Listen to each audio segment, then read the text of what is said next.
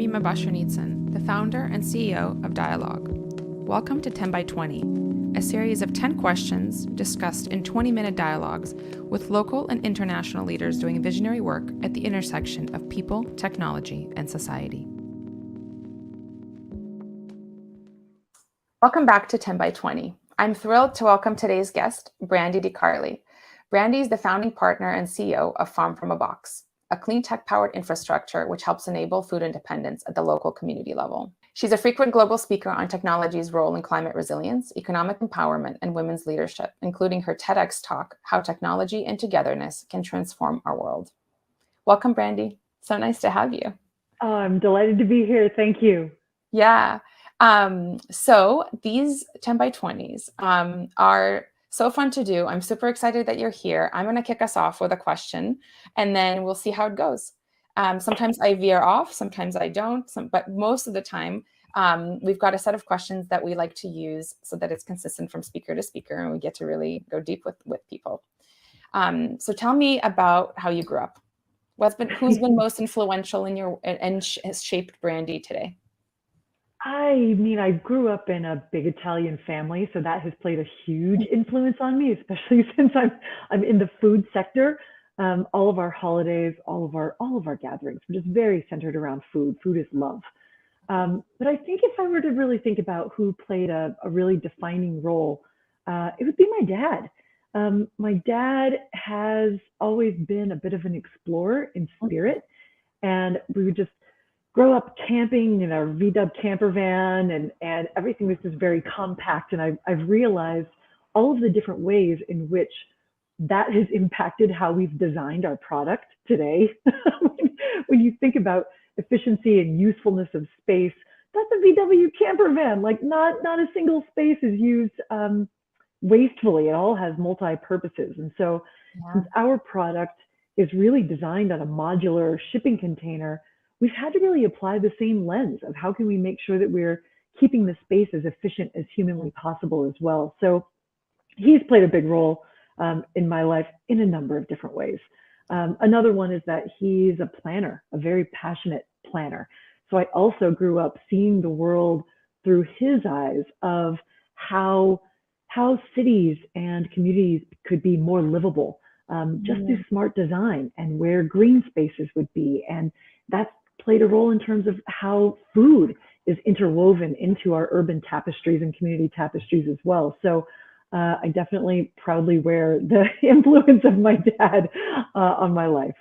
Oh, well, isn't it interesting how the earliest people, right? The people that are more present with us for the first like 10, 15 years of our life are like have the big responsibility of shaping who we are, but it's not always apparent.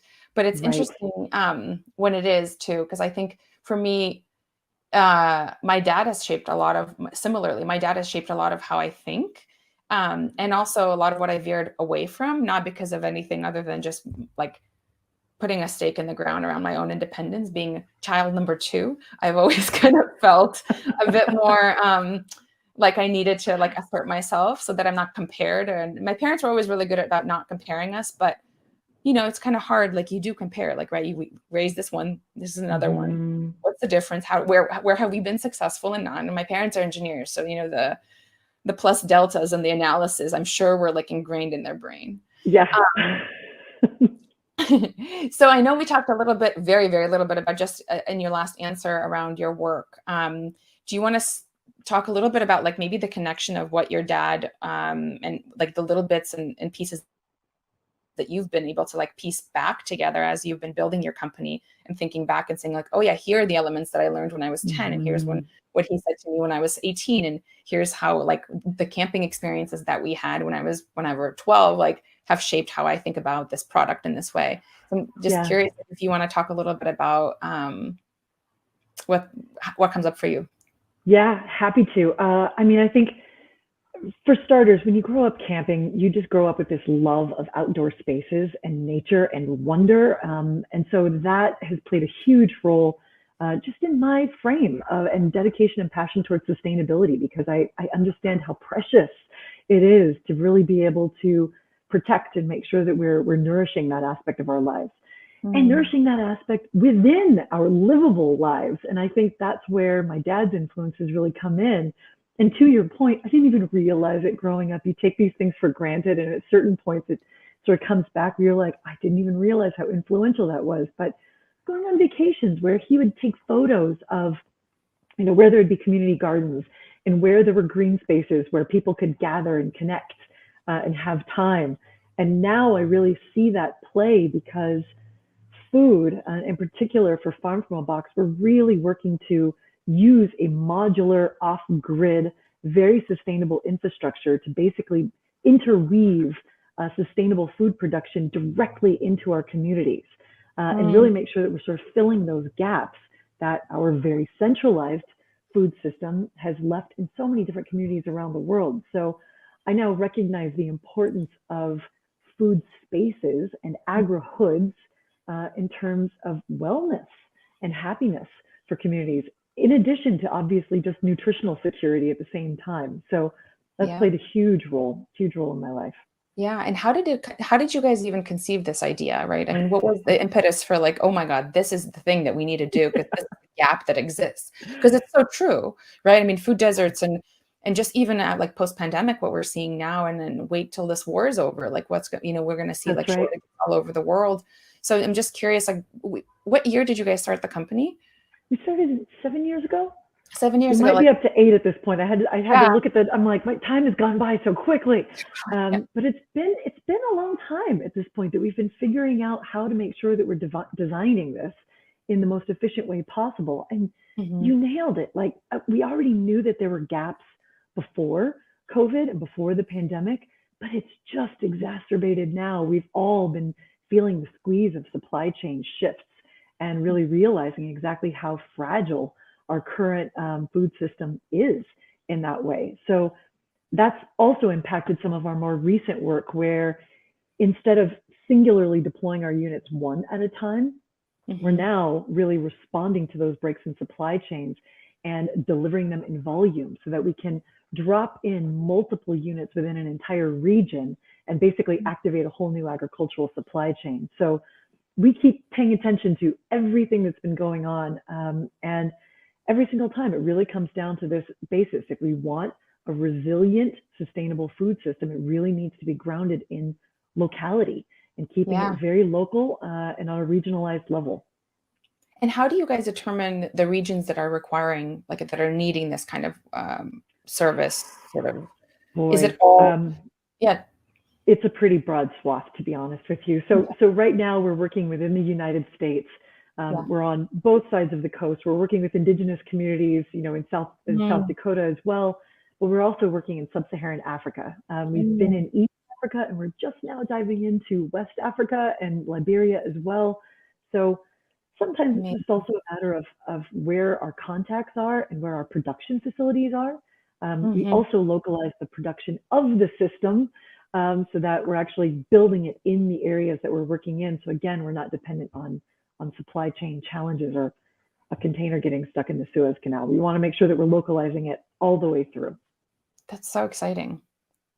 It's been a And, while. Oh, and this is the other thing. Sorry, I get excited about it, but no, tell me. how on earth did we come up with this idea? Because the reality is I'm not coming from an agricultural background. And I used to feel a little tightness around that, but that's just the truth of the matter. Instead, my business partner and I were coming more from the philanthropic background of seeing Mhm. where aid was going and where it wasn't going, and just kind of recognizing that we could approach it differently.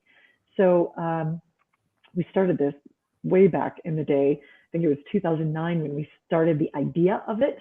And we were building a youth empowerment center in Kenya. And we were using modified shipping containers to bring in educational resources and a small health clinic all around sport. And in doing that, we just realized food access is still a foundational issue that we need to address. So why don't we just put Mhm. all of those components that are needed to be able to help sustain a good, reliable crop growth directly there within the community in a shipping container? And so that's where it started. And the Yeah. system looks a lot different now through all of these years of really refining it and developing it. Mhm. But that's where the basis of it came from. That's amazing. And super exciting. I mean, because it's consistently needed, right? I mean, you guys discovered this idea in 2009. I'm sure it was there before and just Oh yeah. waiting for you all to like put a product around it, you know? Yeah. And I love that you came from the sort of the social impact philanthropy Hmm. lens as well, because that really gives you, I think, a systems view into what's happening, and that allows you to also zero in on certain problems in a much more dialed in fashion, I think. Oh, completely, completely. I agree because that also, you're right, that gives us that system. We see our food as an ecosystem because it is interconnected with everything, economic development, vocational opportunities, health and wellness. I mean, so Mm, many different things. So it's really, it is the fabric that keeps us all really healthy and mhm. well. There's no more foundational basis of wellness than healthy food access wherever Yeah. we are. Yeah. And what do you love most about this? Like, what's your favorite aspect of working on this thing for you personally as Brandy, right? Yeah, I for me, I think it goes back to the very first question of what does food do? Food brings people together. When you break bread with somebody, you're connecting with them at a much deeper level. You're getting to know people. When you have a gathering at your house and you're making dinner for everyone, all of that love is put into the food. And I have found that it doesn't matter what farm we go to, what community we go to, that's really the common denominator is seeing people feel empowered and self-sufficient and really with good food, and they're just always so eager to share it with you too. When you go back to the farm, they're like, here, have some food. So it's a beautiful connection in terms of just shared humanity at the same time. Oh, absolutely. I mean, I couldn't agree more. And I think just the idea of, I mean, food is connection, right? It's connection to each other, to source, to your own body, which is so Yeah, important. And imagine, and like I can't imagine that some people don't have that kind of security, to be able to like rely on that to even have the relationship to begin with. Um, right, right. And the diversity of food, which is an interesting thing because if we look at everything ranging from food deserts mhm, to even refugee settlements, when you don't have access to that rich, diverse, really mhm, nutritional, nourishing food, that's when we have problems with diabetes and other health problems. And then you're just literally eating to survive, and that doesn't necessarily, it's not really what we're for either. So mhm. really making sure that we've got the broad swath of nutritional diversity is so important. And Yeah. just the enjoyment that comes out of eating also. Yeah. No, for sure. So when you guys are thinking about different communities that you're affecting, do you look at like uh, it sounds like you're looking at crops that are native to the region that are Hmm. then sort of provided and farmed to be able to give back to to that community that you're in, Yep, right? So it wouldn't necessarily be crops from California getting shipped to Ghana to feed the population there. It would really be the local absolutely. familiar food, right? Yes, which ties in with the sustainability factor too, is we're Mhm, such believers in making sure that we're using bioregionally adapted seeds that are used to that mhm. area, which also goes into the amount of nutrition that the people and the locals are able to soak in. Like this is a part of just our evolution as people also. Yeah, So I think that that's also another important thing. And nowadays, the reality is we have to really protect our seed sovereignty and seed diversity in these places also everywhere, so that absolutely. it isn't just a matter of tomato. You see this one tomato, whereas there's this huge swath of Right. all of these different, tomato varieties that have all of these Mhm. different nutritional values and vitamins and mineral segments into them too. So really making sure that we're grounding it locally is definitely what we do. And instead, we just want to come in with the infrastructure to support good, localized, regenerative crop production that is going to thrive in the areas that we work in. That's amazing. How long, like on average, does it take? So when you come into a region and let's say you set up the infrastructure, how long does it take to get up and running to where the first crop is produced for the community? I mean, it depends a little bit because every farm, since we're doing an outdoor agriculture, we have to configure the unit to make sure that we're fitting the location, the climate, the Mhm, water access point, and ultimately what crops the mhm. communities are wanting to grow too. And so we do an initial configuration in the beginning and just ask a lot of questions so that we make sure that we're fitting with what it is that they're wanting and needing. Um, Build the unit, deliver the unit. I would say, depending on the time of year, probably broad swath 6 months, 5, 6 months from start to finish. Oh, wow. That's really fast. It's fast. Amazing. Yeah. The crops start growing really quickly. And as long as we're able to move forward with the configuration and the delivery, it does happen. You start seeing your first crop really quickly as soon as that timing is there. It Yeah. depends on whatever season it is that we deliver it, but it happens pretty fast. That's amazing. So what kind of shifts have you seen happen in these communities? Like what if like from the moment that you guys got in and determined, oh man, we really need to help them here in this part of the world. What are Mm. some of the shifts that you're seeing, both incremental and kind of full blown, maybe like 360 shifts that you, if there are any? Oh, there's been so many. I think one example is our farm that we have in Tanzania. It's out on the border of the Congo, out in the Kigoma region. If anybody's familiar with it, it's a very, very remote location. And there's women farmers that we're working with, and women farmers traditionally do not get the access to the technology or the training, oftentimes the land access that they need to really be able to elevate their farming, even though they're primarily doing all of the farming for their entire household. So we really target working with women farmers and filling that gap in particular. It's something that I'm really passionate about. And every time that we do that, you just see these women, one moment of that opportunity to be able to get that access and that knowledge and that training, and they kick that door open and they are suddenly teaching everybody else that's in the community. They've got the kids out there and they're teaching them about it. They're advising, some of the local agricultural extension agents. I mean, it's incredible to see how empowered they become once they actually get that in their hands. So that's certainly one. Another one, we have a farm. I mean, I can think of this with all of the different farms that we have, but the next one I'm thinking of is we have a farm in California that is partnership with the IRC, the International Rescue Committee, and we're working with resettled refugees from Bhutan and Nepal. If you can imagine, right? Resettled refugees coming in from Bhutan and Nepal, like suburban California is not exactly going to feel like home to what they're used to, but we've seen the way that they also sink into place by having this community farm. So the farm is providing income for them. They're selling to local restaurants, but they're selling their local traditional peppers to restaurants, and the chefs love it because it's a different ingredient that they get to incorporate into the menu.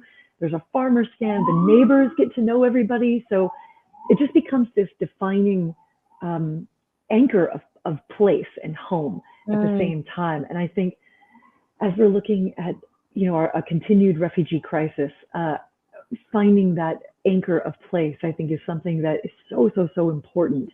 And that's something that community and food really has a way of jumpstarting too. There's so many other ways, but those are just the two that I can think of right now. True, like to diversify our thinking around, what is something that we might be wanting to add to our food. Maybe it's actually good for our microbiomes to be open to other things that are happening in the world, because at least I can speak for the US, we've been completely suppressed from like foods that are probably even good for us, given what's happening, with the state of mainstream agriculture in this country.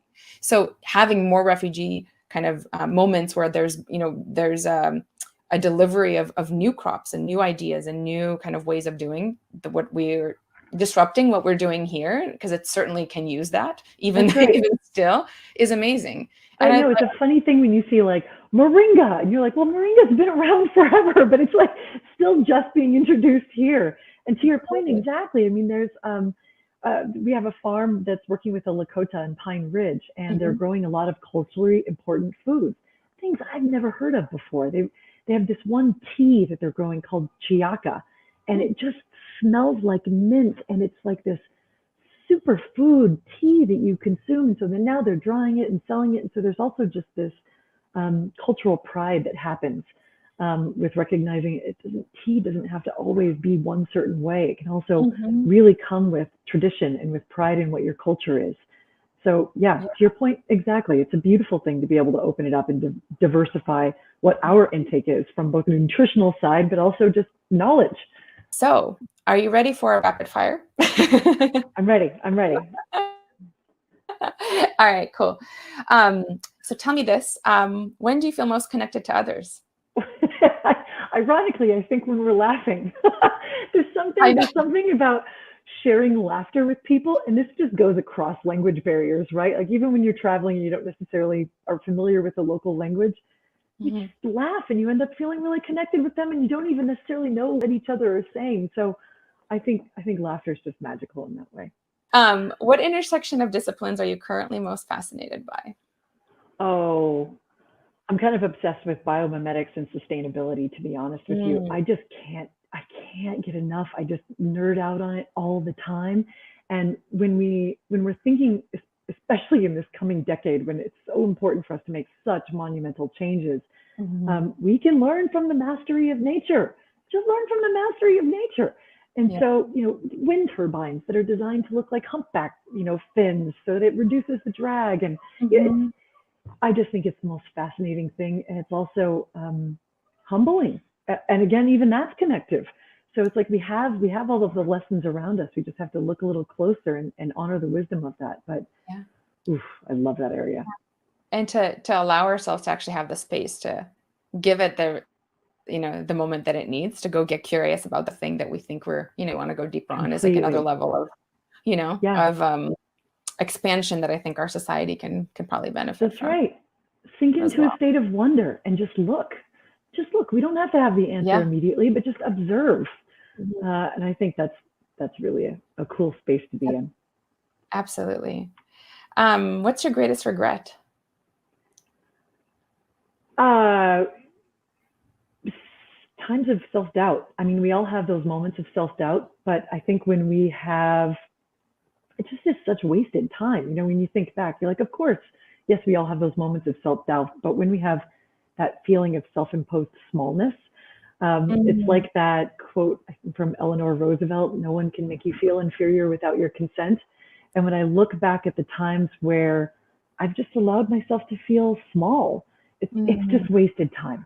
So I think I would have liked to have just skipped past some of those moments um, sooner. Yeah. Yeah.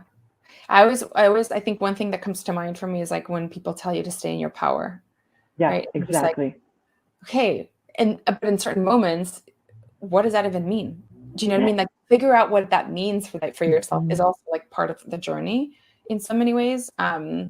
That I totally hear you. I wish I could skip some of that and be like, yeah, I've always been in my power. I'm always like, my I best know. version. I'm always in my I best. wish I could, but you know what? I'm not No, always in my no, power, and we're I all think that's just a different. part of being human. But there are those moments where, when I look back, I just wish I would have listened to myself Oh and yeah. honored myself more. Yeah. Cool. Thanks so much, Brandy. It was so fun to talk to you. Oh, We my pleasure. This went by covered too all the fast. We things. could keep talking for a I know while. we covered all the things.